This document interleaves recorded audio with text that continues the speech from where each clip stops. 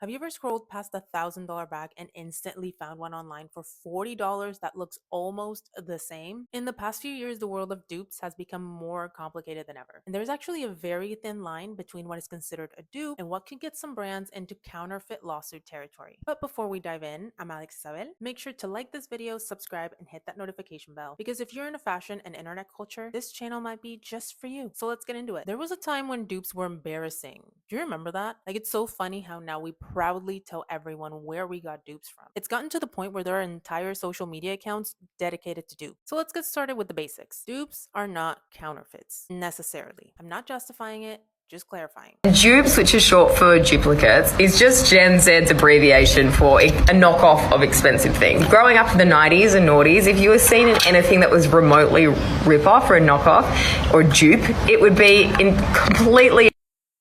What baffles me now is how Gen Z's are sort of wearing it with a badge of honor. So if looking like the real thing is enough, then how do small brands survive in this environment? Designer labels aren't what make an item special anymore. It's more about getting the look, not necessarily the name. And this starts to chip away at the very thing that luxury sells: exclusivity. Luxury brands are aspirational for most people, but when dupes come into the picture, there isn't much to aspire to if you can get the look for much cheaper. With social media now, almost anyone can flex a luxury look, so the exclusivity that comes with owning a particular item gets lost. Now let's talk about the brands who actually struggle, and it's not Hermes or Chanel. It's actually the small premium brands that care about the quality at a fair price that take the biggest hit. Most dupe brands will dance right up to the copyright line but will not cross it. And it's much harder for brands to sue, especially small brands who would have a hard time suing anyone in the first place. And stuff like that just gets worse because dupe brands will produce so quickly and so cheaply that now the battle is endless, because as soon as one case closes, another dupe pops up. And so for small brands, even sending a cease and desist can mean thousands in legal fees, and winning takes a very long time. So now you're losing potential buyers to cheap imitations, and you can't even afford to fight it. The worst part is that when these retailers get duped, then they have the audacity to sue. Would you look at that? And I get it, some people genuinely just love the design of a Hermes bag, but many times people just want to be as closely associated with something that they see as valuable. And then when it comes to smaller brands, do we want to give credit where credit is due? Then why don't we buy from brands in our price point that don't copy others? I will also say it is so counterproductive to just harass people online for their shopping choices. I think as people see the value in buying from brands who don't copy others and create their own original designs, things will slowly change. And I think it wasn't until I started sewing that I just felt a whole new appreciation for the creation process. I do shop a lot less, but